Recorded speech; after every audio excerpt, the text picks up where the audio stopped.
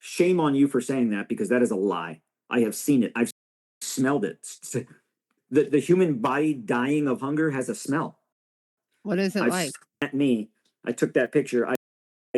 At first we didn't know what if he was hurt, if he was asking for water, if he was asking for more food, if he was lost, because he had nobody else with him. There was like no older sibling, there was no parents. He was alone, because I'd been watching him out there because he was so small and he was completely alone. There was nobody with him.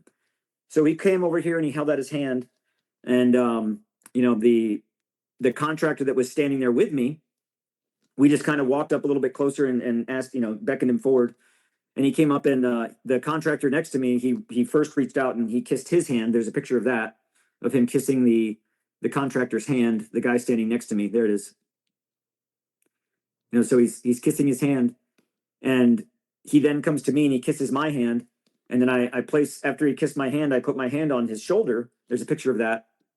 And in putting my hand on his shoulder, I could just feel the bone and the emaciation and the tight, dehydrated skin. And he was in a very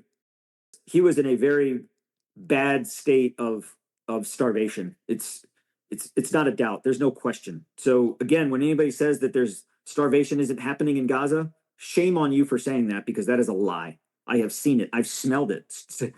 The human body dying of hunger has a smell. What is it like? The smell?